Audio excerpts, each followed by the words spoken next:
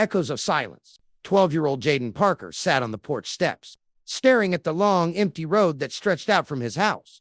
The same road his father had driven down 7 years ago, promising he'd be back. "Just going to get things sorted, kiddo," he'd said, ruffling Jaden's hair. "I'll come back for you." But Jaden knew now that promises were just words. Growing up without his father had left a hole in Jaden's life.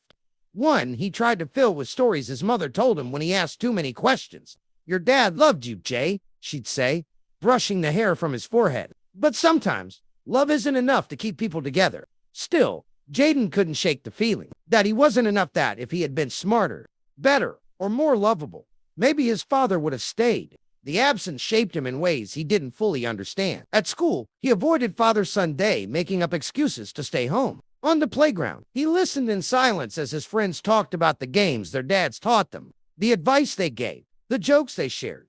His mother did everything she could to make up for it. She worked 2 jobs to keep food on the table, and still found time to cheer for him at every soccer game. But Jaden could see the exhaustion in her eyes and hear it in her voice when she thought he wasn't listening. One day, while rummaging through the attic, Jaden stumbled upon a dusty shoebox filled with photos and letters. The pictures were of his father, younger and carefree, holding Jaden as a baby.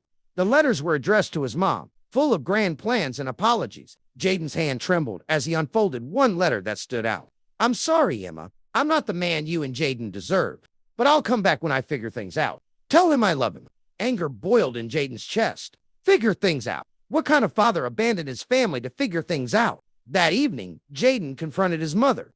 "Why didn't you ever tell me he wrote to you?" he demanded, holding up the letter. Her face softened with sadness.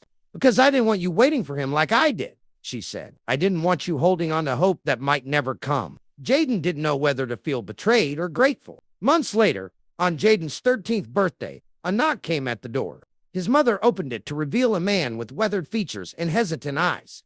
"Jaden," the man said softly. "It's me, your dad." Jaden froze, his mind racing with 1,000 emotions. Longing, confusion. He didn't know what he had expected, but it wasn't this nervous, tired-looking man standing on their doorstep. "I know I don't deserve your forgiveness," his father continued, "but I'd like a chance to get to know you, if you'll let me." Jaden stared at him for a long time before finally speaking. "Why now?" his father sighed.